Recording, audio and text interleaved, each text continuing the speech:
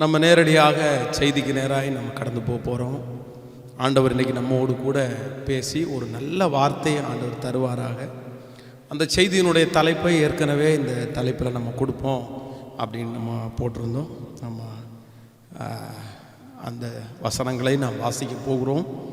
வேதத்தை திறந்து நமக்கு இன்றையினுடைய செய்தியினுடைய ஆதாரமாக ஒரு வசனத்தை நம்ம வாசிக்க போகிறோம். ஆதியாகமம் 22ஆம் அதிகாரத்தில் 17வது வசனத்தை நாம் எல்லாரும் சேர்ந்து நம்ம வாசிக்க போகிறோம். ஆதியாகமம் 22வது அதிகாரத்தில் 17வது வசனத்தை நாம் எல்லாரும் சேர்ந்து வாசிக்கும். நான் உன்னை ஆசீர்வதிக்கவே ஆசீர்வதித்து உன் சந்ததியை வானத்து நட்சத்திரங்களைப் போலவும் கடற்கரை மணலைப் போலவும் பெருகவே பெருக பண்ணுவேன் என்றும் உன் சந்ததியார் தங்கள் சத்துருக்களின் வாசல்களை சுதந்தரித்து கொள்வார்கள் என்றும்.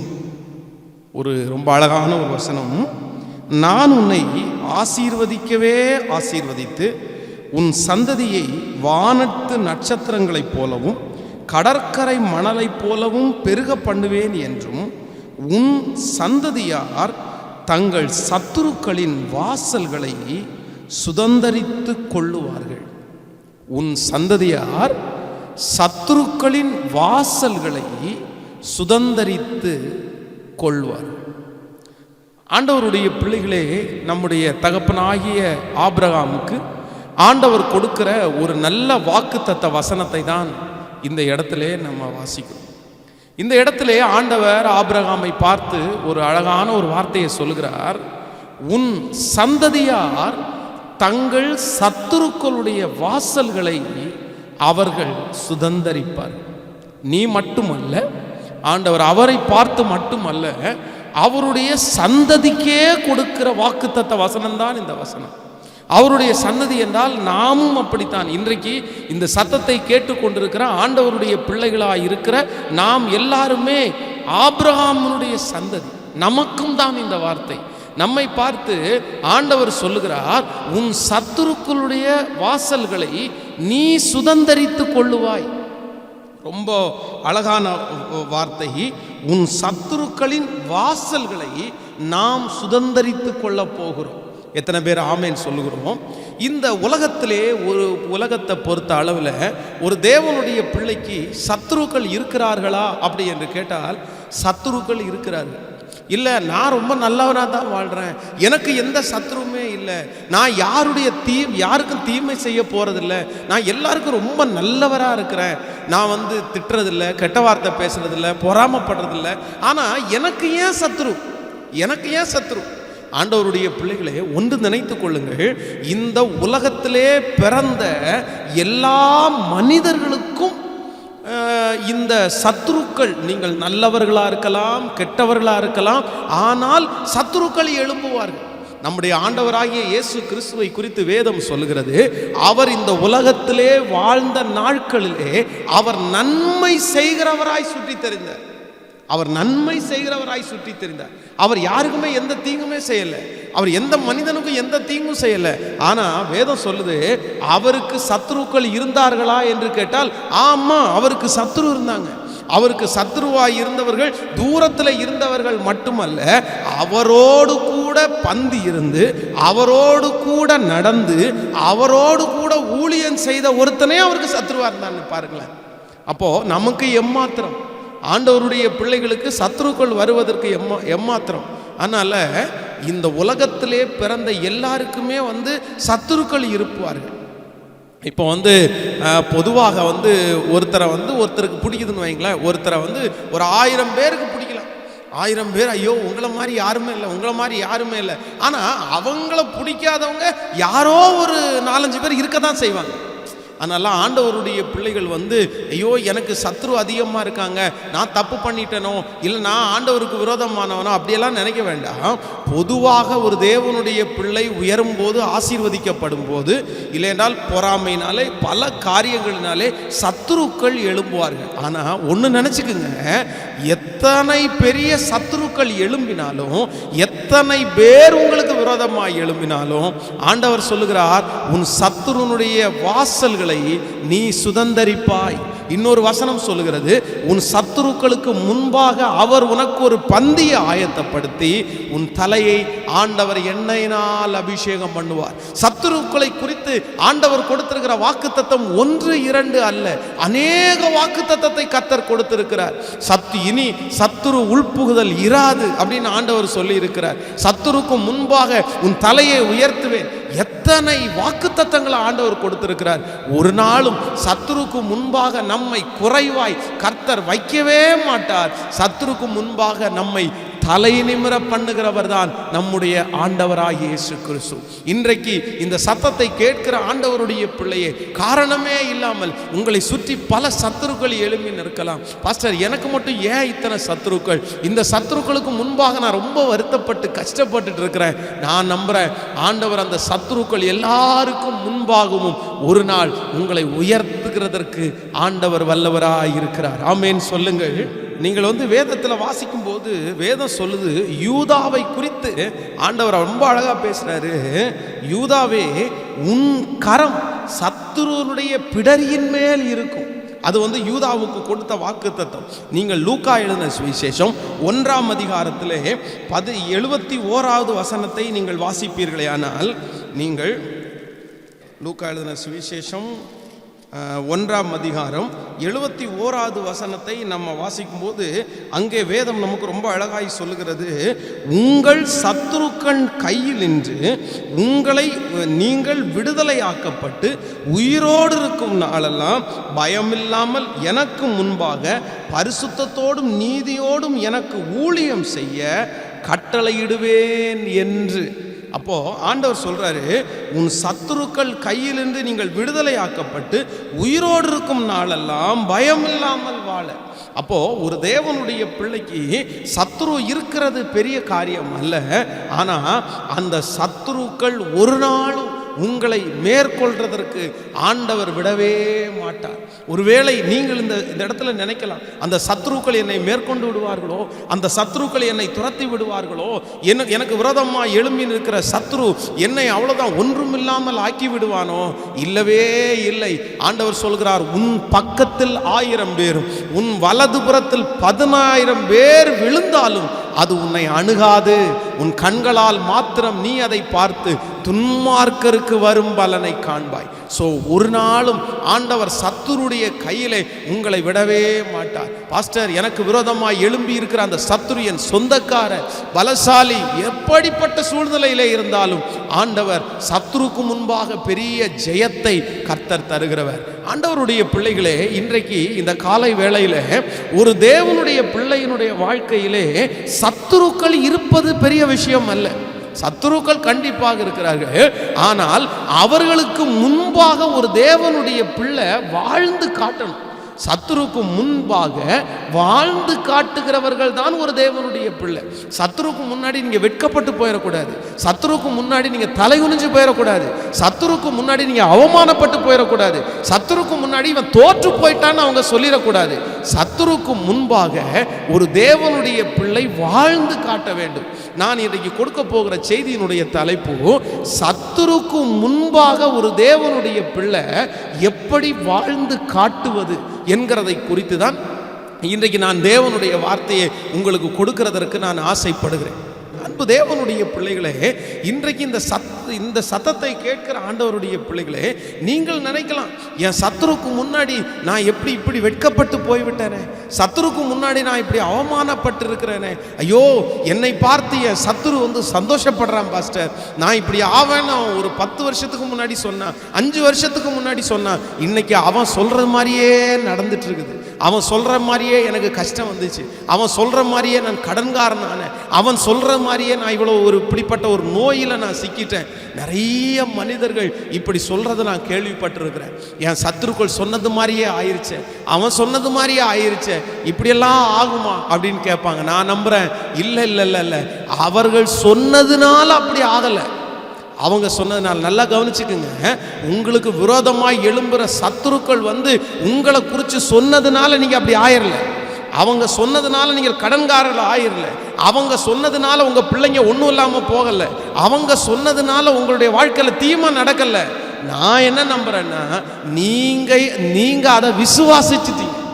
நீங்க அதை நம்பினதுனால, நீங்க அதை விசுவாசித்ததுனால தான் உங்க வாழ்க்கையில் அப்படி நடந்திருக்கே தவிர அவர்கள் சொன்னதுனால் நடக்கவில்லை. ஒரு தேவனுடைய பிள்ளையினுடைய வாழ்க்கையில நீ யார் என்ன சொன்னாலும் அது ஆண்டவருடைய அனுமதி இல்லாம நடக்காது என்கிறதை ஆண்டவருடைய பிள்ளைகள் அறிந்து கொள்ள வேண்டும். நீங்கள் பாலாக்கை குறித்து வேதம் சொல்லுது. பாலாக்கு அவன் தீர்க்கதரிசியை அவன் கூப்பிடுறான். அந்த தீர்க்கதரிசியை கூப்பிட்டு அவன் என்ன சொல்றான்னா, எனக்காக இந்த ஜனங்களை சபிக்க வேண்டும் என்று பிலேயாமின் இடத்துல சொல்லுகிறான். இஸ்ரவேல் ஜனங்கள் அப்படி வர்றதை அவன் பார்த்துட்டு சொல்றான், எனக்காக இந்த ஜனங்களை சபிக்கணும் அப்படின்றான். அப்போ அதே போல பிலேயாம் போய் அப்படியே மலையின் மேலே ஏறி நின்று இஸ்ரவேல் ஜனங்கள் நடந்து வர்றதை பார்த்து அவன் அப்படியே வாயில சபிக்கிறதற்காக வார்த்தையை கொண்டு வருகிறான். ஆனால் வேதம் சொல்லுது, அவனுடைய வாயிலே சாபமான வார்த்தை வரவே இல்லை, ஆசீர்வாதமான வார்த்தை தான் வந்துச்சு. நான் சொல்றேன், ஒரு ஊழியக்காரன் ஒருத்தரை சபிக்கணும்னு நினைக்கும் போது கூட அவனால சபிக்க முடியலைங்க. அவன் வாயில சாபமாய் பேசுற வார்த்தை அவர்களுக்கு போய் சேரும் போது ஆசீர்வாதமாய் தான் போய் சேருது. நான் நம்புறேன், இந்த சத்தத்தை கேட்கிற அன்பு தேவனுடைய பிள்ளையே, உங்களை யாரோ ஒருத்தர் சத்துருக்கள் உங்களுக்கு விரோதமாய் பேசின வார்த்தைகள், அவர்கள் ரொம்ப நல்லவங்க, அவங்க பாஸ்டர், அவங்க ப்ரீச் பண்றவங்க, அவங்க ஒரு தீர்க்கதரிசி, அவங்க ரொம்ப ஜெபம் பண்றவங்க, அவங்க சொன்னா நடக்காம இருக்குமா? நான் நம்புறேன், நீங்க அந்த வார்த்தையை விசுவாசிக்க வேண்டிய அவசியம் இல்லவே இல்லை. நீங்க அந்த வார்த்தையை விசுவாசிக்க வேண்டிய, நான் சொல்றேன், என்னுடைய சுயமான வார்த்தையை நான் சொல்லல, வேத வசனத்திலிருந்து சொல்றேன். ஒரு தீர்க்கதரிசி இஸ்ரவேல் ஜனங்களுக்கு முன்பாக சபிக்க வேண்டும் என்று நினைத்த வார்த்தை அது நடக்கல. அது நடக்காமல் இருப்பது உண்மையானால் உனக்கு விரோதமாய் எத்தனை சத்துருக்கள் எழும்பி இப்படியெல்லாம் உங்களுக்கு நடக்கும்னு சொன்னாலும் நான் ஆண்டவருடைய சமூகத்தில் விசுவாசிக்கிறேன், இல்லவே இல்லை. அந்த சாபமான வார்த்தைகளை, அவர்கள் சொன்ன அந்த கெட்ட வார்த்தைகளை, அவர்கள் சொன்ன தாழ்வான வார்த்தைகளை, உங்களை குறித்து அவர்கள் சொன்ன அந்த அசுத்தமான வார்த்தைகளை நன்மையாய் மாற்றுவதற்கு என் ஆண்டவர் வல்லவராய் இருக்கிறார். நீங்கள் ஆராதிக்கிற, நான் ஆராதிக்கிற கர்த்தர் அப்படி மாற்றுவதற்கு வல்லவராக இருக்கிறார். ஸோ ஒரு தேவனுடைய பிள்ளை ஒரு நாளும் உங்கள் சத்துருக்களுடைய இஷ்டத்திற்கு, அதான் ஆண்டவர் சொல்லும்போது ரொம்ப அழகா சொல்கிறாரு, அவர்களுடைய சத்துருக்களுடைய இஷ்டத்திற்கு நான் உங்களை விட மாட்டேன்ற. நம்முடைய ஆண்டவர் யாராமா? அவர் உங்களுடைய சத்துருக்களுடைய இஷ்டத்துக்கு ஆண்டவர் உங்களை விட மாட்டார். இன்றைக்கு ஒருவேளை இன்றைக்கு இருக்கிற சூழ்நிலை அவனுடைய இஷ்டப்படி உங்க வாழ்க்கையில் நடக்கிற மாதிரி இருக்கலாம். அவன் இந்த மாதிரி இஷ்டப்பட்டான் பாஸ்டர், நான் இப்படி ஆகணும்னு அவன் ஆசைப்பட்டான், அவன் மனசுல அப்படிதான் இருந்துச்சு, இன்னைக்கு நான் அவன் மாதிரி ஆயிட்டேன். இல்ல இல்ல இல்ல இல்ல, நீங்க சோர்ந்து போகாதீங்க, ஆண்டவர் உங்க கூட இருக்கிறார். அவனுக்கு முன்பாகவே கர்த்தர் அவன் ஆசைப்பட்டது மாதிரி நடக்கல அப்படின்னு உங்களை குறித்து சொல்லுகிற ஒரு நாள் வரும். இது உங்களுக்கு வருகிற தீர்க்க தரிசனமான வார்த்தை. ஆண்டவர் தீர்க்க தரிசனமா இங்கே இருக்கிற அநேகருக்கு சொல்லுகிறார், உங்க சத்துருக்களுடைய இஷ்டத்திற்கு ஆண்டவர் உங்களை விடவே மாட்டார். ஆனால் ஆண்டவருடைய பிள்ளைகளே, இன்றைக்கு இந்த செய்தியை கேட்கும் போதே ஆண்டவருடைய பிள்ளைகளுக்கு ஒரு மிகப்பெரிய வெற்றி வேணும், ஒரு மிகப்பெரிய நம்பிக்கை உங்களுக்குள்ள வரணும். என்ன நம்பிக்கை வரணும்னா, சத்துருக்கு முன்னாடி ஒரு நாள் நான் வெட்கப்பட்டு போகக்கூடாது, அவனுக்கு முன்னாடி நான் வாழ்ந்து காமிக்கணும், அவனுக்கு முன்னாடி நான் நின்று காமிக்கணும், அவனுக்கு முன்னாடி நான் ஜெயிச்சு காமிக்கணும்ன்ற அந்த இருதயம் உங்களுக்கு இப்போ எழும்பட்டும் என்று நான் ஆண்டவரிடத்தில் வேண்டிக் கொள்ளுகிறேன். ஆமா, நிறைய பேருடைய உள்ளம் அப்படியே சோர்ந்து போய் படுத்து கிடக்கலாம். பாஸ்டர் அவ்வளவுதான் பாஸ்டர் நினைக்கலாம். நான் இன்னைக்கு இந்த செய்தியில உங்களை தட்டி எடுக்க நான் விரும்புறேன். இல்ல இல்ல ஆண்டவருடைய பிள்ளைகளே, நீங்களே அவனுக்கு முன்னாடி நிக்காட்டா வேற யார் நிப்பா? அவனுக்கு முன்னாடி நீங்க வாழ்ந்து காமிக்காட்டா அப்புறம் கர்த்தருடைய நாமம் என்ன ஆகிறது? நீங்கள் வாழ்ந்து காமிக்க வேண்டும் என்கிற ஒரு நம்பிக்கை உங்களுக்குள்ளே கர்த்தர் உங்களுக்குள்ளே தருவாராக. கரங்களை உயர்த்தி ஒரு ஹல்லேலூயா சொல்லலாம். ஆமேன். இன்றைக்கு விசேஷமாக ஒரு சில காரியங்களை நேரம் இருக்கிறது போல உங்களுக்கு சொல்லிவிட்டு, ஒருவேளை எல்லாவற்றையும் சொல்ல முடியாட்டாலும் வருகிற வாரத்தில் இந்த செய்தியை உங்களுக்கு கண்டினியூவா உங்களுக்கு கொடுக்கும்படியாக நான் வாஞ்சிக்கிறேன். இன்றைக்கு ஆண்டவருடைய சமூகத்தில் ஒரு காரியத்தை உங்களுக்கு தெளிவாக சொல்லி உங்களுக்காக ஜெபிக்க போகிறேன்.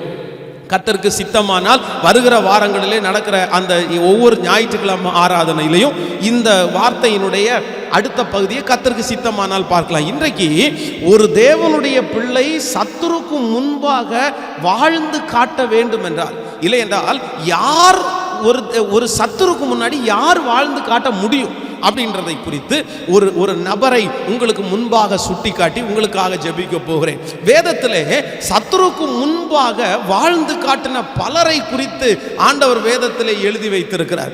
ஆண்டவரோட நடந்த ஆண்டவருடைய பிள்ளைகள் நிறைய பேர் சத்துருக்கு முன்னாடி வாழ்ந்து காட்டி இருக்கிறாங்க. அதிலே ஒரு நபரை குறித்து இன்றைக்கு உங்களோடு கூட நான் பேசி உங்களுக்காக ஜெபிக்க போகிறேன். வேதத்தை திறந்து நம்ம வாசிக்க போகிறோம். ஆதியாகமத்திலே நாம் எடுத்துக்கொள்ளலாம். ஆதியாகமத்திலே 26ஆம் அதிகாரத்தில் நீங்கள் எடுப்பீர்களே ஆனால் 26ஆம் அதிகாரத்தில் 26வது வசனத்திலிருந்து நம்ம வாசிக்க போகிறோம். அபிமலேக்கும் அவன் சிநேகிதனாகிய அகுஸ்தத்துக்கும் அவன் சேனாதிபதியாகிய பீகோலும் கேராரிலிருந்து அவனிடத்திற்கு வந்தார்கள். அப்பொழுது ஈசாக்கு அவர்களை நோக்கி, ஏன் என்னிடத்தில் வந்தீர்கள்? நீங்கள் என்னை பகைத்து என்னை உங்களிடத்திலே இராதபடிக்கு துரத்தி விட்டீர்களே என்றார். அதற்கு அவர்கள், நிச்சயமாய் கர்த்தர் உம்மோடே கூட இருக்கிறார் என்று கண்டோம். ஆகையால் எங்களுக்கும் உமக்கும் ஒரு ஆணை ஏற்பாடு உண்டாக வேண்டும் என்று நாங்கள் நிர்ணயம் பண்ணினோம். நாங்கள் உம்மை தொடாமல் நன்மையே உமக்கு செய்து உம்மை சமாதானத்தோடே அனுப்பிவிட்டது போல நீரும் எங்களுக்கு தீங்கு செய்யாதபடி உம்மோடே உடன்படிக்கை பண்ணி கொள்ள வந்தோம். நீர் கர்த்தரால் ஆசீர்வதிக்கப்பட்டவராமே என்றார்கள். ஆண்டவருடைய பிள்ளைகளே, இந்த இடத்திலே ஈசாக்கு என்கிற ஒரு மனிதனை குறித்து நம்ம வாசிக்கிறோம். அநேகருக்கு இந்த காரியங்கள் தெரிந்திருக்கும் என்று நினைக்கிறேன். இந்த ஈசாக்கு வேதம் சொல்லுது, ஆபிரகாமினுடைய நாட்களிலே பஞ்சம் உண்டானது போல இவனுடைய நாட்களிலே அடுத்து ஒரு பஞ்சம் உண்டாகிறது. உடனே ஆண்டவர் அவனிடத்தில் சொல்றாரு, நீ எகிப்திற்கு போக வேண்டாம்னு சொன்ன உடனே அபிமெலேக்கு என்கிற ராஜாவினிடத்தில் கேரார் என்கிற இடத்துல இந்த ஈசாக்கு தங்குகிறார். இந்த ஈசாக்கு அங்கே தங்கும்போது உலகத்திலே பல இடங்களிலே அந்த நாட்களிலே பஞ்சம் உண்டாயிருக்கிறது. ஆனால் அந்த பஞ்சம் உண்டான நாட்களிலே ஈசாக்கு அந்த இடத்துல விதை விதைக்கிறார். எல்லாருக்குமே நல்லா நடக்கல. அங்க இருக்கிற நிறைய பேர் கஷ்டப்படுறாங்க. அவங்க விதைக்கிற விதை அவர்களுக்கு கஷ்டமாய் நஷ்டமாய் போகிறது. ஆனா ஈசாக்கோட ஆண்டவர் இருந்ததுனால அவன் விதை விதைத்த உடனே வேதம் சொல்லுது அவனுக்கு 100 மடங்கு பதில் தருகிறது. இந்த வசனத்தை நீங்க 12வது வசனத்துல வாசிக்க முடியும். ஈசாக்கு அந்த தேசத்திலே விதை விதைத்தான். கர்த்தர் அவனை ஆசீர்வதித்ததினால் அந்த வருஷத்திலே 100 மடங்கு பலன் அடைந்தான். அடுத்த வசனம், அவன் ஐஸ்வர்யவனாகி வர வர விருத்தி அடைந்து மகா பெரியவனானான். இப்போ ஈசாக்கு அடிமையாக அந்த இடத்துல வருகிறான். இப்போ ஆண்டவர் அவனை ஆசீர்வதிக்கிறாரு. அதுவும் பஞ்சமுள்ள காலத்துல யாருக்குமே நடக்கல, யாருக்குமே பணம் கிடைக்கல. ஆனா இவனுக்கு கர்த்தர் ஆசீர்வதிக்கிறாரு. இதனால ஆண்டவர் அவன் ஐஸ்வர்யவனானான். வர வர அவன் பலத்தான். வேதம் சொல்லுகிறது அவன் ஐஸ்வர்யமாகி விருத்தி அடைந்து ஆட்டு மந்தைகள் மாட்டு மந்தைகளும் அநேக பணிவிடைக்காரர்களும் நிறைய ஆசீர்வாதம் அவனுக்கு கிடைச்சிருச்சு. இந்த நிறைய ஆசீர்வாதங்கள் அவனுக்கு வந்த உடனே பரிசுத்த வேதாகமும் சொல்லுகிறது, அவன் மேல் அந்த கேராரில் இருக்கிற அந்த நபர்கள் அவனை பார்த்து பொறாமைப்படுகிறார்கள். ஸோ ஒரு தேவனுடைய பிள்ளை ஒன்று அறிந்து கொள்ள வேண்டும், நம்முடைய வாழ்க்கையில் அநேக சத்துருக்கள் நமக்கு விரோதமாய் எழும்புகிறதற்கு வேற எதுவுமே காரணமாக இருக்காது. நம்ம மேலே உள்ள பொறாமம் தான் காரணமாக இருக்கு. நமக்கு விரோதமாய் சத்துருக்கள் எழும்புறாள் என்று சொன்னால், ஏன் இவங்க நமக்கு சத்துருவானாங்கன்னு நமக்கு நிறைய பேருக்கு தெரியாது. ஏன் சத்துருவானாங்கன்னா நம்ம மேல அவங்க பொறாமப்படுறதுனால. அழகா இருந்தா பிடிக்காது, நல்ல ஐஸ்வர்யமா இருந்தா பிடிக்காது, பொருள் வாங்கினா பிடிக்காது, நம்ம நல்ல சம்பளம் வாங்கினா பிடிக்காது, நல்ல வேலை செஞ்சா பிடிக்காது.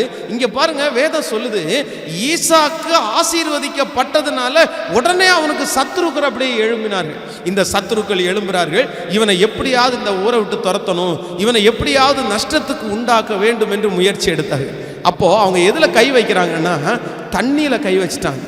அவனுடைய ஆட்டு மந்தை மாட்டு மந்தைக்கெல்லாம் தண்ணீருக்காக வேதம் சொல்லுது. ஈசாக்கு வந்து என்ன செய்யறான் அப்படின்னா 18வது வசனம், தன் தகப்பனாகிய ஆபிரகாமின் நாட்களில் வெட்டினவைகளும் ஆபிரகாம் மரித்த பின் பெலிஸ்தியர் தூர்த்து போட்டவைகளுமான துறவுகளை மறுபடியும் தோண்டி தன் தகப்பன் அவைகளுக்கு இட்டிருந்த பேர்களின்படியே அவர்களுக்கு பேரிட்டான். அப்படின்னா இவங்க அப்பா தோன்றின துறவு, ஆனா பெலிஸ்தியர் வந்து அந்த துறவை வந்து மூடி போட்டாங்க. ஆனா அவன் தோன்றினது இவங்க அப்பா. உடனே இவன் அது வந்து சாதாரணமான ரொம்ப ரிஸ்கான ஜாப்பு. ஆனா இவன் என்ன பண்ணான்னா தன்னுடைய தகப்பனார் தோன்றின அந்த துறவுகளை மறுபடியும் அவன் தோண்டுகிறான், மறுபடியும் அவன் புதுப்பிக்கிறான். புதுப்பிச்சு தன்னுடைய தகப்பனார் என்ன பேர் வைத்திருக்கிறாரோ அந்த பேரை அதற்கு வைக்கிறான். பாருங்க, அவன் தோன்ற வரைக்கும் அமைதியா இருந்தாங்க.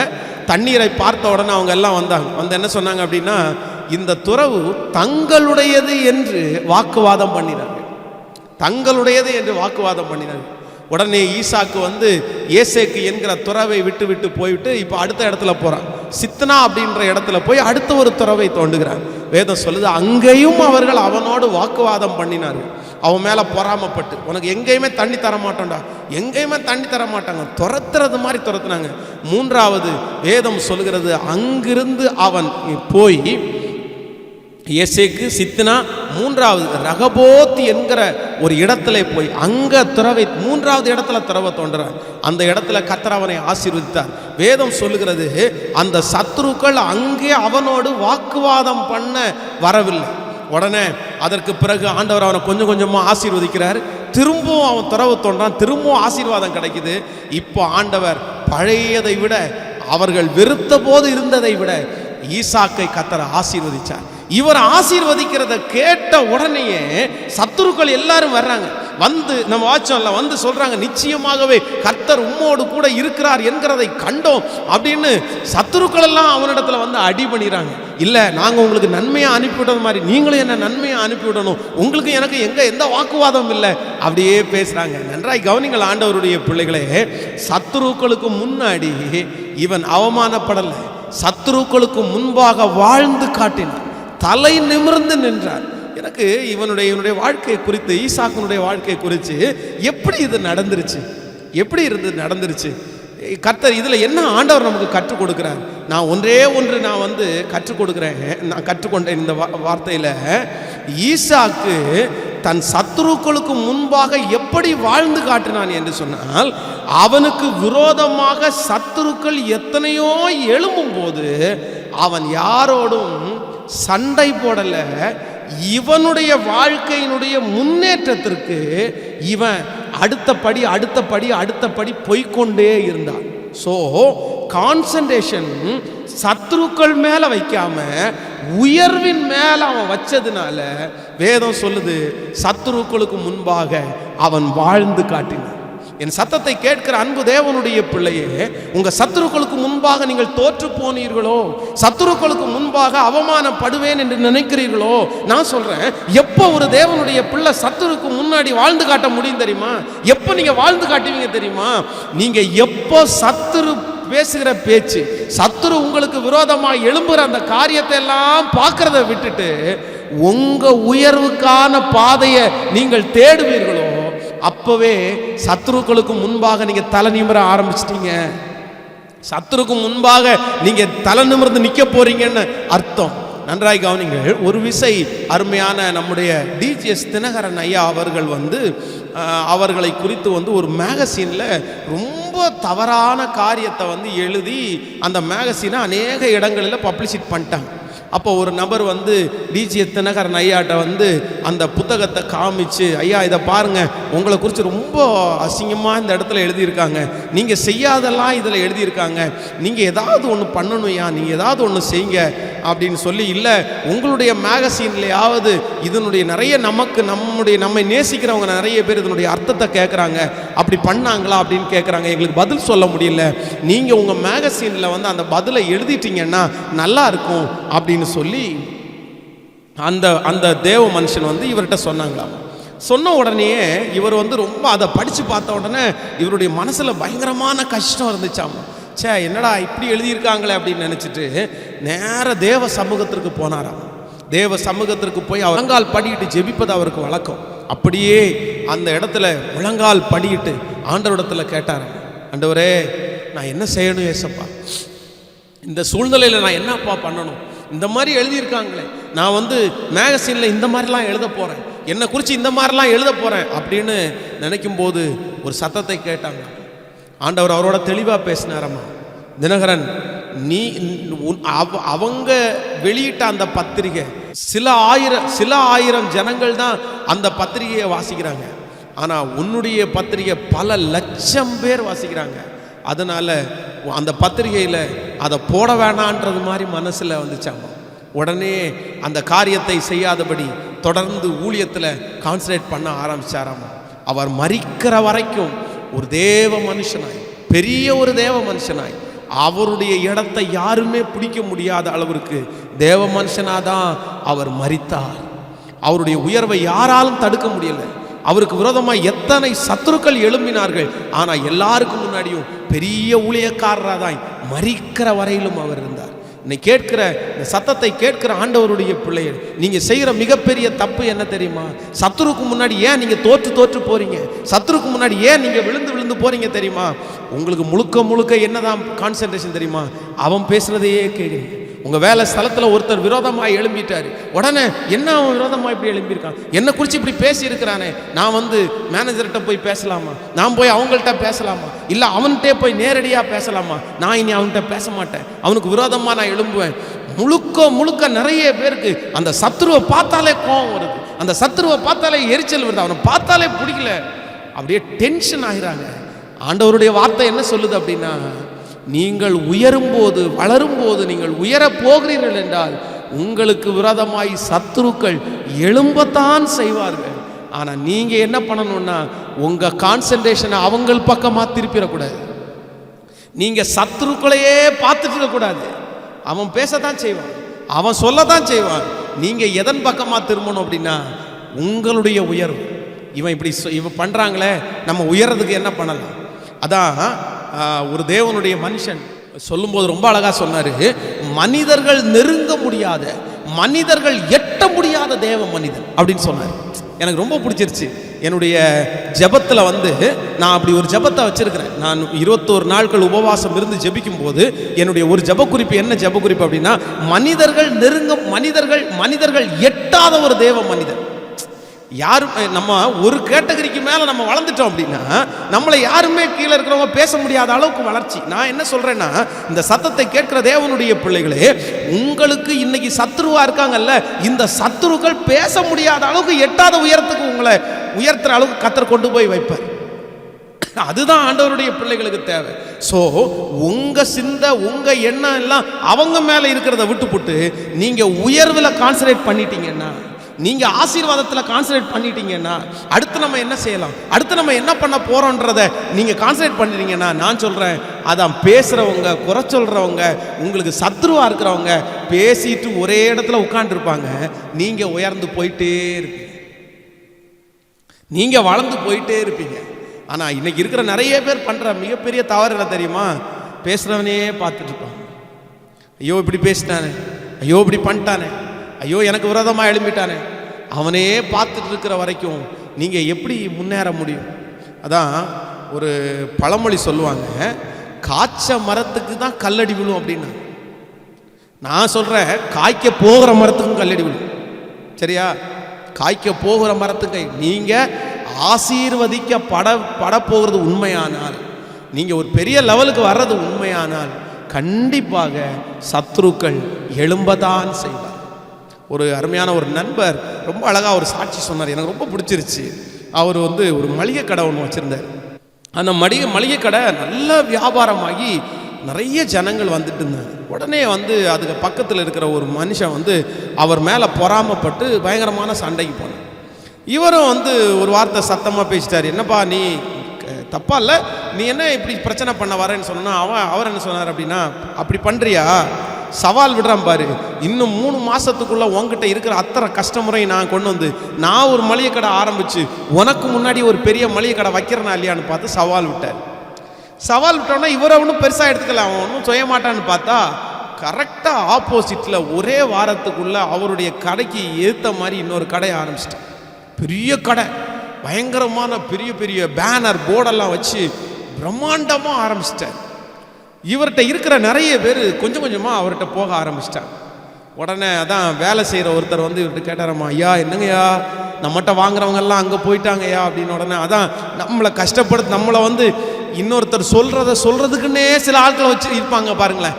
இந்த மாதிரி நம்முடைய ஆவியை இறக்குறதுக்குன்னே கூட 4-5 பேர் இருப்பாங்க பாருங்க. அந்த மாதிரி வந்து நம்ம போயிடுச்சு, நம்ம என்ன பண்ண வேண்டியதான், இழுத்து மூட வேண்டியதுதான் அப்படின்னு. உடனே இவர் உடனே உட்காந்து யோசிச்சாராம், சரி இத்தனை வருஷமாக நம்ம இந்த கடையை நடத்துகிறோம், இத்தனை வருஷமாக பார்க்காத ஒன்று அவர்கிட்ட பார்த்து போகிறாங்களா, அப்போ என்ன அவர்கிட்ட இருக்குது, எப்படி இந்த ஜனங்களை அட்ராக்ட் பண்ணுறாரு. உடனே போர்டு வச்சுருக்கிறாரு, பேனர் வச்சுருக்காரு, அதெல்லாம் போட்டுட்டு இவர் உடனே ஒரு தீர்மானம் எடுத்தாராமா. இப்போ நான் 50 ரூபா கொடுக்குற பொருள் அவனும் 50 ரூபாய் இல்லை 45 ரூபாய்க்கு கொடுக்குறான், அதனால ஆழ்கலத்தில் போகிறாங்க. அவன் 45 ரூபாய்க்கு கொடுக்குற அதே தரமான பொருளை நான் 40 ரூபாய்க்கு கொடுத்துட்டேன் அப்படின்னா 35 ரூபாய் கொடுத்துட்டோன்னா அந்த ஜனங்கள் என்கிட்ட தான் வரப்போகிறாங்க. ஸோ எனக்கு லாபம் இல்லாமலும் போயிடக்கூடாது, ஜனங்களுக்கு அப்படி கொடுக்கறதுக்கு என்ன பண்ணலாம் அப்படின்னு யோசிச்ச உடனே இவர் யோசிச்சே இருக்கும்போது இவர் நினச்சாராமா, இவர் எந்த இடத்துல பொருளை பர்ச்சேஸ் பண்ணி இந்த ஜனங்களுக்கு விற்கிறாரோ அதே இடத்துல தான் அந்த மனுஷனும் பர்ச்சேஸ் பண்ணியிருக்கிறார். இவர் கொஞ்சம் லாபம் ஜாஸ்தியாக வச்சுருக்காரு, அவர் கொஞ்சம் லாபம் ஆரம்பத்துக்கு கொஞ்சம் கம்மியாக வச்சுருந்துக்கிறாரு. உடனே இவர் ஒரு தீர்மானம் எடுத்தாராமா, நான் வாங்குற இடத்துல தான் ஆப்போசிட்டுக்காரரு வாங்கி கொடுக்குறாரு, அப்போது எங்கிட்ட ஆப்போசிட்டுக்காரரே வாங்குற அளவுக்கு நான் எப்போ உயர்றது, அதுக்கு நான் என்ன பண்ணணும், நான் யார்கிட்ட பர்ச்சேஸ் பண்ணணும்னு யோசிக்கும் போது இவர் வாங்குவார் பாருங்க அந்த கடை, அந்த கடைக்காரன்கிட்ட கேட்டாராமா, சார் நீங்கள் இங்கே எங்கேருந்து இந்த லோடெல்லாம் இறக்குறீங்க, எங்கேருந்து நீங்கள் வந்து இந்த பொருளெல்லாம் நீங்கள் பர்ச்சேஸ் பண்ணுறீங்க, மூட்டை மூட்டையாக பர்ச்சேஸ் பண்ணுறீங்க அப்படின்னு கேட்கும்போது அந்த மனுஷன் டைரக்டாக அந்த விவசாயம் பண்ணி ஆலையில் வந்து அந்த டைரக்ட் டீல் பண்ணுறவரை அதை சொன்ன உடனே இவருடைய கான்சன்ட்ரேஷன் முழுக்க அப்படி ஆரம்பிச்சு, சரி நம்ம இனி வந்து அடுத்த ஸ்டெப் எடுத்து வைக்கணும். ஒரு மிகப்பெரிய ஆச்சரியம், இவர் டைரக்டாக இப்போ வந்து அந்த இடத்துல பர்ச்சேஸ் பண்ண ஆரம்பித்த உடனே இந்த இடையில இருக்கிற இந்த லாபமும் இவருக்கு சேர்ந்து கிடச்சிருச்சு. இன்னும் இவருடைய பொருளை கொஞ்சம் கம்மி பண்ண ஆரம்பிச்சிட்டாரு. கடைசியில் அந்த 3 மாதத்துக்குள்ள அந்த நபர் இவரிடத்துல வந்து பொருளை வாங்கி விற்கிற அளவுக்கு ஒரு பெரிய ஆளாயிட்டார், உயர்ந்துட்டார். அப்போ அவர் சாட்சி சொல்லும்போது சொன்னார், பாஸ்டர் என் கூட கர்த்தர் இருக்கிறார் பாஸ்டர், அவ்வளோ பெரிய சவால் விட்டுட்டு அந்த மனுஷன் ஆரம்பிச்சான், ஆனால் நான் ஒரு நாள் கூட இப்படி பண்ணிட்டானே இப்படி செஞ்சுட்டானே ஆப்போசிட்டை மனசு விடவே இல்லை. இதுக்கு முன்னாடி நம்ம வளர்றதுக்கு என்ன பண்ணணும் அப்படின்னு நான் நினச்சேன். ஆண்டவர் எனக்கு ஞானத்தை கொடுத்தாரு. இன்று எங்கிட்டேண்டு அவர் வாங்குற அளவுக்கு கர்த்தர் என்ன தலைவனாக உயர்த்திட்டாரு. ஸோ இந்த மனுஷன் எனக்கு விரோதமாக கடை ஆரம்பித்தது கெட்டதில்லை பாஸ்டர், நல்லதுக்காகவே. அதனால தான் நான் இவ்வளோ உயர்ந்திருக்கிறேன். ஆண்டவருடைய பிள்ளைகளே, ஈசாக்கு ஆசீர்வதிக்கப்பட்டதுக்கு காரணம் என்ன தெரியுமா? சத்ருக்கள் ஏசேக்கு என்கிற இடத்துல அவனுக்கு விரோதமாக வந்தாங்க, சித்னா என்கிற இடத்துல அவனுக்கு விரோதமாக வந்தாங்க. ஆனால் எதையுமே அவன் கண்டுக்கல, எதையுமே கண்டுக்கல. அவங்களுக்கு அதான் வேலை. அவனுடைய கான்சன்ட்ரேஷன் எல்லாம் அடுத்து எங்கே துறவு தோண்ட முடியும், அடுத்து எங்கே துறவு தோண்ட முடியும், அடுத்து நெக்ஸ்ட் என்ன, நெக்ஸ்ட் என்ன. இன்றைக்கு இந்த சத்தத்தை கேட்கிற அன்பு தேவ ஜனமே, ஆண்டவரும் உங்களிடத்தில் அதான் கேட்கிறார். பழி வாங்குதல் எனக்குரியது, பழி வாங்குதல் எனக்குரியது. இங்கே இருக்கிற நிறைய பேர் இந்த சத்தத்தை கேட்குறவங்க என்ன நினைக்கிறீங்க தெரியுமா? என்ன நினைக்கிறீங்க தெரியுமா? நிறைய பேர் என்ன மேனேஜர்கிட்ட போட்டு கொடுத்தானா அவனை போட்டு கொடுக்க வேண்டாமா? என் வேலையை எடுக்க வச்சானா அவனை வேலை எடுக்க வைக்க வேண்டாமா? அவன் இப்படி பண்ணானா சத்ரு ஆயிட்டானா, அவனுக்கு முன்னாடி நான் இப்படி ஒன்றும் இல்லாமல் போயிட்டேன்ல, முழுசாக அவருக்கு விரோதமாக திரும்புதே தவிர நம்முடைய உயர்வுக்கு விரோதமாய் திரும்பவே இல்லை. நீங்கள் யோசேப்பை குறித்து வேதத்தில் வாசிப்பீர்களே, ஆனால் வேதம் சொல்லுகிறது யோசேப்புக்கு விரோதமாய் சத்ருக்கள் யாருன்னா அவனுடைய சகோதரர்கள் தான் அவனுக்கு சத்ருவானார். அவன் சகோதரங்க தான் அவனுக்கு சத்ரு. ஆனால் இந்த சத்ருக்களை பழி வாங்கணும்னு அவன் நினைக்கவே இல்லைங்களே. அவன் எகிப்தில் போய் நான் எதுக்கு வளர்றேன் தெரியுமா, நான் எதுக்கு எகிப்தில் ராஜாவாக மாறணும் தெரியுமா, எனக்கு விரோதமாக எழும்பின அண்ணங்களை நான் வந்து ஒரு வழி பண்ணணும், அவனுக்கு முன்னாடி கால் மேலே கால் போட்டு உட்காரணும், அவனுக்கு முன்னாடி ஒரு பெரிய கோடீஸ்வரனாக இருக்கணும். அந்த எண்ணம் ஒரு எண்ணமுமே இல்லை. ஆண்டவர் எனக்கு சொப்பனம் கொடுத்துருக்கிறார், என்னை இந்த இடத்துல ஆசீர்வதிக்கணும்னு அவன் பாட்டுக்கு தன்னுடைய வேலையில் கான்சன்ட்ரேட் பண்ணிகிட்டே இருந்தான். வேதம் சொல்லுது, அவனுடைய சகோதரர்களுக்கு முன்பாக ஆண்டவர் அவனை வெட்கப்படுத்தவே இல்லை, வெட்கப்படுத்தவே இல்லை. சத்ருக்களுக்கு முன்பாக ஒரு தேவனுடைய பிள்ளை வாழ்ந்து காட்டுறதற்கு ஃபர்ஸ்ட் முதல் ஐடியா நான் என்ன சொல்கிறேன் அப்படின்னா, நீங்கள் சத்ருவை கண்டுக்கவே கூடாது, கண்டுக்கவே கூடாது. நஷ்டம் வரட்டும், பரவாயில்ல பரவாயில்ல பரவாயில்ல. இந்த சத்தத்தை கேட்குற அன்பு தேவனுடைய பிள்ளைகளே, நான் இருக்கிற திருச்சபையில் திருச்சபை நடத்துகிற இடத்துல பயங்கரமான எதிர்ப்பின் மத்தியில் தான் இந்த ஊழியத்தை நான் ஆரம்பித்தேன். ஒரு எதிர்ப்பு அல்ல, பல எதிர்ப்பு, பல எதிர்ப்பு. திடீர்னு பார்த்தீங்கன்னா மேலே கல் போட்டு ஷீட்டை உடச்சி வச்சுருப்பாங்க, கல்லை தூக்கி வீசி கண்ணாடியை உடச்சிருவாங்க. ஒரு நாள் அவ்வளவு கஷ்டத்தின் மத்தியில் சாமியானா போட்டு ஒரு மீட்டிங் நடத்திட்டு இருக்கிறோம். 4-5 பேர் வந்து அந்த சாமியானாவை எடுத்துடணும்னு ஆயிட்டாங்க. நான் ஓரத்தில் தான் போட்டிருக்கிறேன், ரோட்டினுடைய சைடில் தான் போட்டிருக்கேன், எடுத்தே ஆகணும்னு எடுக்க வச்சுட்டாங்க. இப்படி பல நஷ்டப்பட்டிருக்கிறேன், பல நஷ்டம். ரோட்டில் டியூப்லைட் கட்டியிருந்தால் அந்த டியூப்லைட்டை அடித்து உடச்சிருக்காங்க, கேமராவை அடித்து உடச்சிருக்காங்க. எத்தனை எத்தனை எத்தனை நஷ்டத்தை. ஆனால் இன்னைக்கு கர்த்தருக்கு முன்பாக சாட்சியாக நான் சொல்கிறேன், எத்தனையோ பேர் என்னிடத்துல சொன்னாங்க, பாஸ்டர் என்னன்னு கேளுங்க பாஸ்டர், போய் பேசுங்க பாஸ்டர், அப்படியே விட்டுறாதீங்க பாஸ்டர். இன்னும் காவல்துறையில் உள்ள அதிகாரிகள், எங்களுக்கு தெரிஞ்ச நண்பர்கள் நிறைய பேர் வந்து காமிங்க, யார் அது பார்த்துடலாமே, என்னமோ சொன்னது போதிலையும் கூட என் மனசு இடம் கொடுக்கவே இல்லை. தெரியாமல் செய்கிறாங்க, சரி அவங்க செய்ய போட்டோம். என் மனசுக்குள்ளே இருந்தது எல்லாம் என்னன்னா, அவங்களுக்கு முன்பாக அவர்கள் இதை செய்ய முடியாத அளவுக்கு எட்டாத உயரத்திற்கு ஆண்டவர் என்னைக்கு மாற்றுவார். கண்ணாடியை உடைச்சிட்டாங்களா, கண்ணாடியை உடைக்க முடியாத அளவுக்கு நம்ம என்னைக்கு பெரிய ஆளாக மாறுறது, என்னைக்கு கர்த்தருடைய ஊழியத்தை பெருசாக செய்கிறது, உள்ளேயே நெருங்க முடியாத அளவுக்கு நம்ம எப்போ உயர்வோம். இன்று கூட இந்த நிமிஷத்தில் கூட என் மனசு அதான் சொல்லுது, செய்கிறவங்களை குறித்தல்ல, அவங்க முன்னாடி எப்படியா அவங்கள கண்டுக்கவே இல்லை, எப்படியாவது அவர்களுக்கு முன்பாக பெரிய ஊழியத்தை செய்யணும், அவன் கண்ணுக்கு முன்னாடி நிற்கணும், நம்ம வளருவோம். அடுத்து நான் சொல்கிறேன், அவங்கள பார்த்தா ஹலோ, உங்களுக்கு விரோதமாக இருக்கிற சத்துருக்களை பார்த்து நீங்கள் வந்து ஹலோ சொல்லுங்கள், ஹாய் சொல்லுங்கள், கண்டுக்காதீங்க, அது ரொம்ப பெருசாக எடுத்துக்காதீங்க. இன்னைக்கு இருக்கிற உங்களுக்கு இருக்கிற நமக்கு இருக்கிற மிகப்பெரிய பிரச்சனை என்ன, கண்டுக்கிறதாங்க பிரச்சனை. எப்படி பாஸ்டர் கண்ணை மூடிட்டு இருக்கிறது, எப்படி பாஸ்டர் அப்படி இருக்க முடியும், இருக்கவே முடியல, இல்லை இருந்துதான் ஆகணும். ஸோ சத்துருக்கு முன்பாக நீங்கள் வாழ்ந்து காட்ட வேண்டும் என்றால், நீங்கள் சத்துருவை பார்க்கிறத எப்போ நிறுத்துறீங்களோ, அவனை கண்டுக்காம விட்டுட்டு நீங்க உயர்வை நோக்கி காலடி எடுத்து வைக்கிறீங்களோ, அப்பவே நான் சொல்றேன், நீங்க சத்துருக்கு முன்பாக நிற்க போறீங்க, தலை நிமிர்ந்து நிற்க போறீங்க. ஆண்டவர் உங்களை சாட்சியாய் நிறுத்துறதற்கு கர்த்தர் வல்லவராக இருக்கிறார். ஆமென், ஹல்லேலூயா, ஹல்லேலூயா. நீங்கள் வேதத்தில் சவுல் ராஜாவை குறித்து வேதத்தில் வாசிக்கும் போது வேதம் சொல்லுது, இந்த சவுல் ராஜாவினுடைய வாழ்க்கையிலே ராஜ்ய பாரத்தை அவர் இழக்கிறதுக்கு என்ன காரணம் உங்களுக்கு தெரியுமா?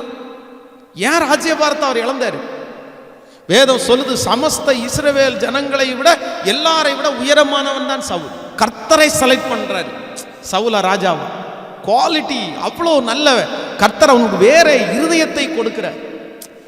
அவன் அவ்வளோ இதை எடுத்து, ஆனால் அவனுடைய ராஜ்ய பாரத்தில் கடைசி வரைக்கும் அவன் நிற்கவே இல்லைங்க. கடைசி வரைக்கும் அவனுடைய ராஜ்ய பாரத்தை சக்சஸ்ஃபுல்லாக அவன் பண்ணவே இல்லை. என்ன காரணம்னு நினைக்கிறீங்க?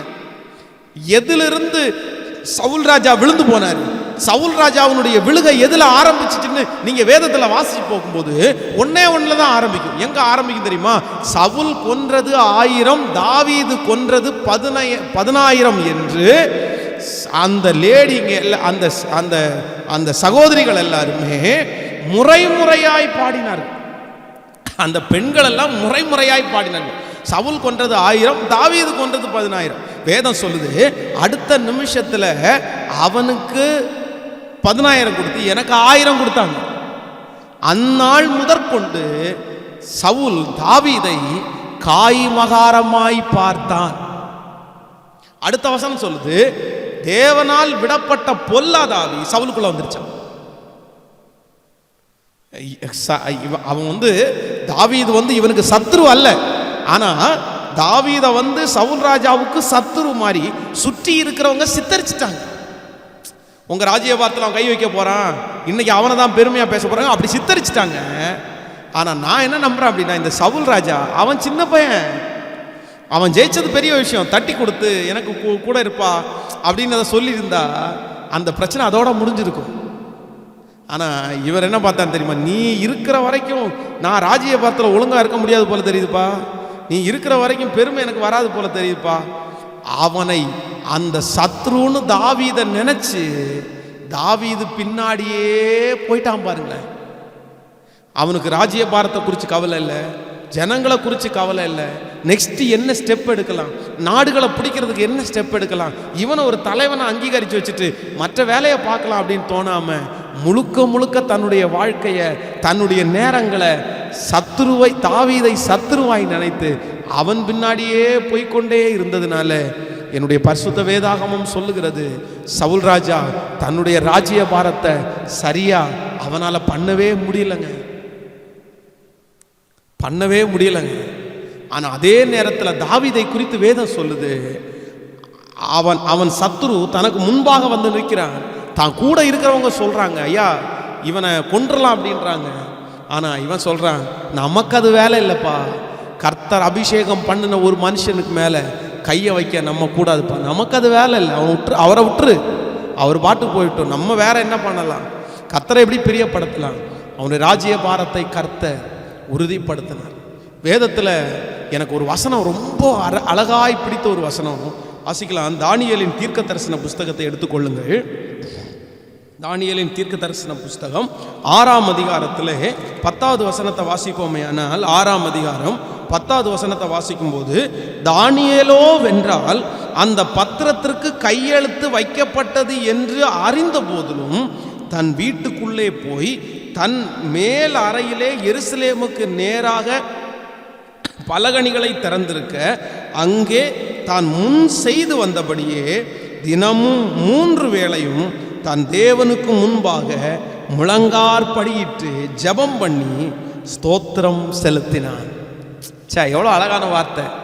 தானியேலோ வென்றால் அந்த பத்திரத்திற்கு கையெழுத்து வைக்கப்பட்டது என்று அறிந்த போது, எந்த பத்திரத்துக்கு? இவனுக்கு விரோதமாய் சத்ருக்கள் எழும்பி இவனை கொல்லணும் அப்படின்னு ராஜா கிட்ட பேசி ராஜா சைன் போட்டு கொடுத்தாரு. இத்தனை நாள் வரைக்கும் ராஜாவை தவிர வேற யாரையாவது ஒருத்தர் ஆராதிச்சா அவ்வளவுதான், அவங்கள சிங்க கபில போடுவோம் அப்படின்னு சொல்லி ராஜா சைன் போட்டு பத்திரத்துக்கு கையெழுத்து வைக்கப்பட்டதாயிடுச்சு. வேதம் சொல்லுது, ராஜா ஒரு டைம் பத்திரத்துக்கு கையெழுத்து வச்சுட்டாருன்னா அவராலே அதை மாற்ற முடியாது, அவ்வளவுதான், ஃபினிஷ்ட். அந்த மாதிரி ஒரு சூழ்நிலை, அந்த மாதிரி ஒரு சிச்சுவேஷன். ஆனால் சத்துருக்கள் கூட வேலை செய்கிறவங்க எல்லாம் சத்துருக்கள், தனக்கு விரோதமாக கையெழுத்து வைக்கப்பட்டது என்று தெரிந்த போதிலும் இவனுடைய கான்சன்ட்ரேஷன் எது பக்கமாக திரும்பலைன்னா சத்துரு பக்கமாகவோ அவங்க எழுதின அந்த பத்திரத்தின் பக்கமாகவோ திரும்பவே இல்லைங்க. சிஸ்டர், பிரதர், உங்களுக்கு விரோதமாக எழும்பின சத்ரு ஏதோ ஒரு காரியத்தை செஞ்சுட்டானா, ஐயோ அவங்களுக்கு சொல்லி கொடுத்துட்டாரு, ஐயோ அவங்களுக்கு பண்ணி கொடுத்துட்டாரு, உங்கள் கான்சன்ட்ரேஷன் ஃபுல்லோ அதை திரும்பி இருக்கா? என்னை வேலையை விட்டு தூக்கிற போகிறாங்க, என்னை வேலையை விட்டு எடுத்துருவாங்களோ, நான் இந்த இடத்துல சம்பளம் வாங்க மாட்டேன், நான் சொல்கிறேன், அது எல்லாத்தையும் கர்த்தர் உங்களை அந்த இடத்துல உட்கார வைக்கிற வரைக்கும் உங்களை ஒருத்தர் கூட அந்த இடத்துல இருந்து தூக்க முடியாது, எந்த நபரும் தூக்க முடியாது. தேவன் அந்த இடத்துல உங்களை அபிஷேகம் பண்ணி வைப்பாரானால் உங்களுக்கு விரோதமாய் நிற்பவன் யார்? யாரும் வர முடியாது. நீங்க அதை விட்டுருங்க, அது பக்கமா திரும்பாதீங்க. கர்த்தர் உயர்த்தவும் உங்களுக்கு முடியும், தாழ்த்தவும் முடியும். உங்க கான்சன்ட்ரேஷன், ஒருவேளை அவங்க தூக்கி போட்டாலும் அவங்கள விட உன்னதமான இடத்துல அடுத்த போஸ்டிங்ல போறதற்கு நான் என்ன பண்ண போறேன், என்ன செய்ய போறேன், அதுக்கு நான் என்ன பாடுபட போறேன், அதுக்கு என்ன பண்ணா எப்படி இருக்கும் அப்படின்னு நீங்க பாசிட்டிவா நிறைய யோசிங்க. உங்க பட்சத்தில் கர்த்தர் இருந்து பெரிய அற்புதங்களை செய்யறதற்கு ஆண்டவர் வல்லவரா இருக்கிறார். ஆமென். ஹல்லேலூயா.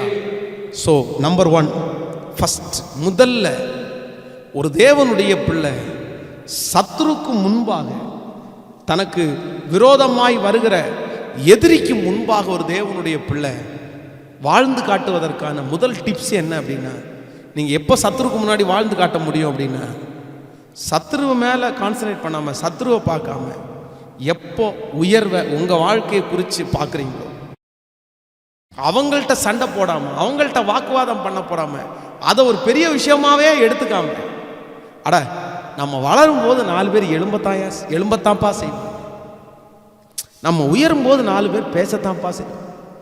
இருக்கத்தான், எல்லாரும் மனுஷங்க தானே. சில நேரத்தில் நம்முடைய தவறுகள், சில மாற்றங்கள், சில காரியத்தின் மூலமாக கூட சொல்லலாம். அப்படி தான் இருப்பாங்க.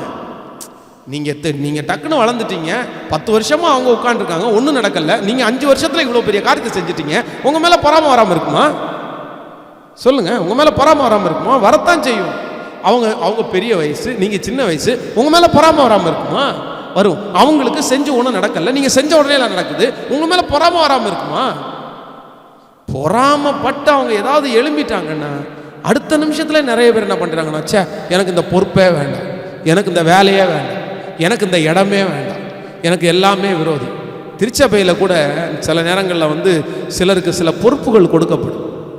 அந்த பொறுப்புகள் கொடுக்கப்படும் போது யாரோ ஒருத்தர் ஒரு பொறாமைனால ஒருத்தர் சொல்லுவாங்க, நீ என்ன பெரிய இவனோ, நீ என்ன பெரிய எவ்வளோ. பொதுவாக அந்த பொறுப்புகளுக்கு சிலர் ஆசைப்படுவாங்க. ஆசைப்படுறவங்களுக்கு அது கிடைக்காம இன்னொருத்தருக்கு கிடைக்கும் போது உடனே அவங்களுக்கு இவங்க மேலே பொறாமை என்னென்னமோ பேச ஆரம்பிச்சுவாங்க.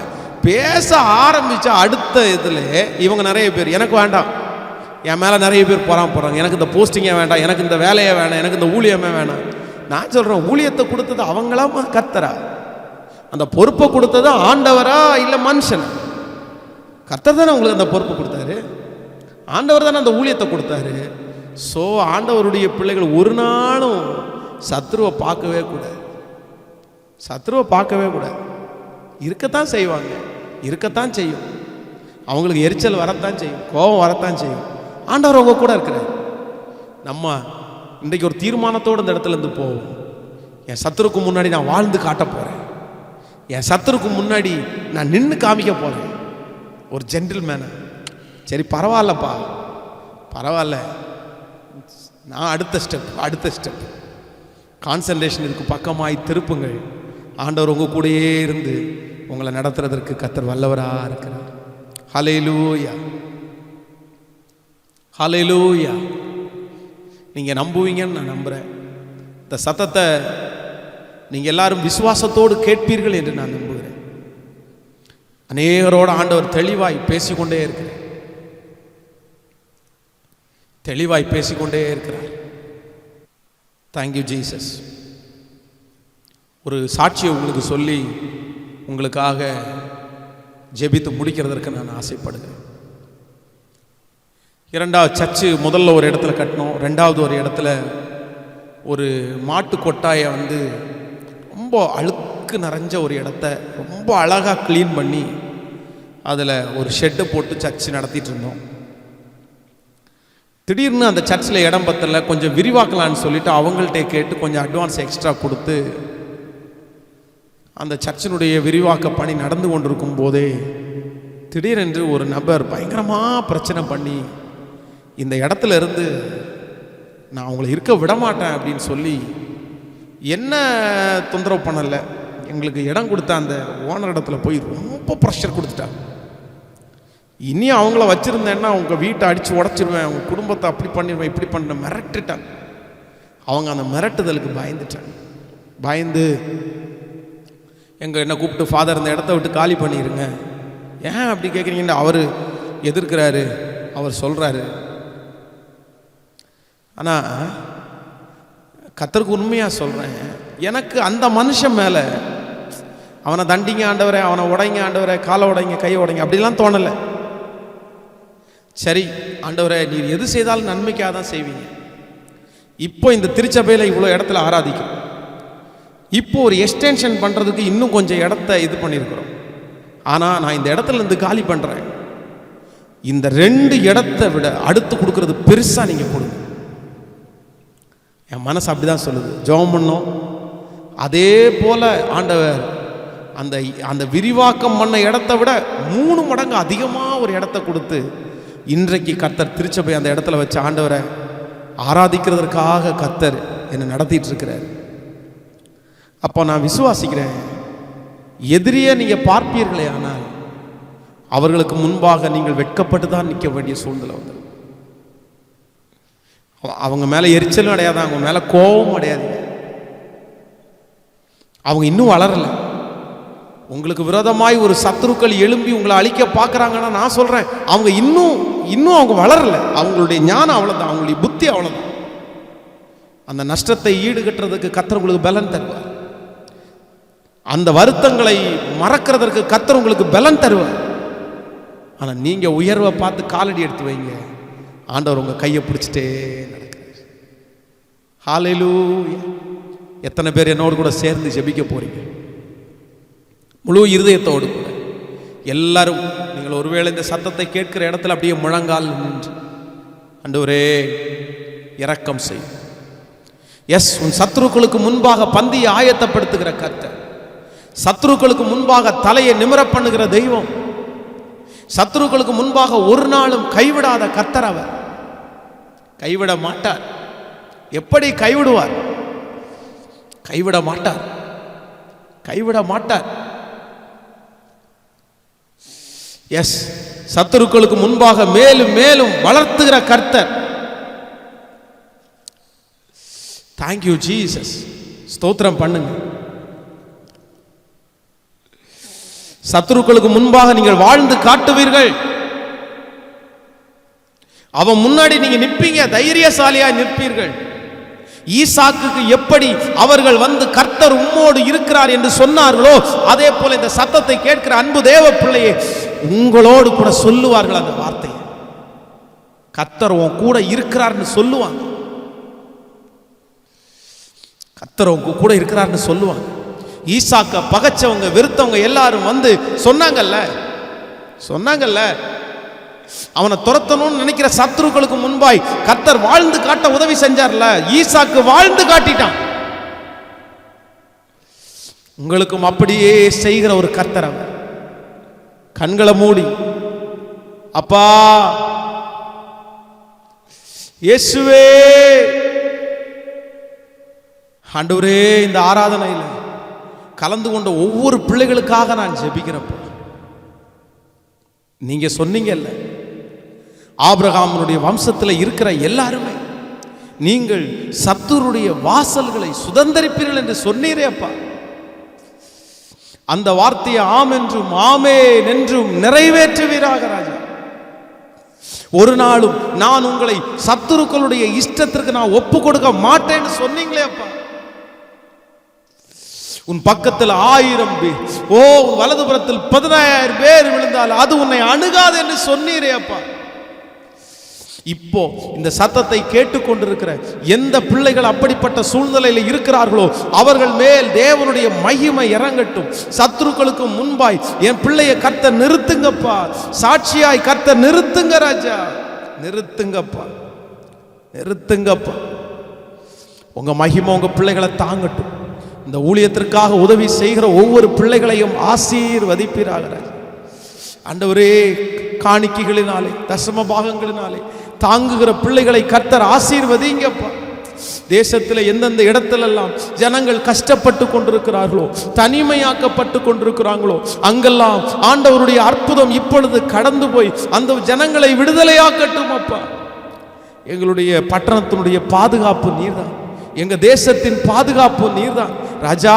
அந்த பொல்லாத வியாதியினுடைய கிரியை அழிக்கப்பட்டு இயேசுவே, இயேசுப்பா, எப்படியாவது உம்முடைய நாமம் மகிமைப்பட வெகு சீக்கிரத்திலிருந்து ஒரு விடுதலை கொடுங்க ராஜா. ஆலயத்தில் ஜனங்கள் எல்லாரும் கூடி ஆராதிச்சு ரொம்ப நாள் ஆச்சு அப்பா. இயேசுவே, இந்த சூழ்நிலை மாறட்டும், இந்த நிலைமை மாறட்டும்பா, இந்த நிலைமை மாறட்டும். உங்க கிருபையின் கரத்தில் தாழ்த்தி ஒப்பு கொடுக்கிறோம். கூடவே இரும். இயேசுவின் மூலம் ஜெபம் எடுக்கிறோம் நல்ல பிதாவே, ஆமென்.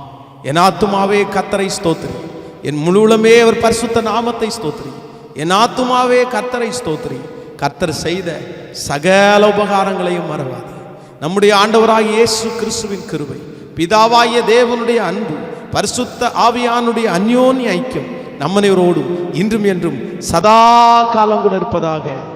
ஆமேன், ஆமேன், ஆமேன்.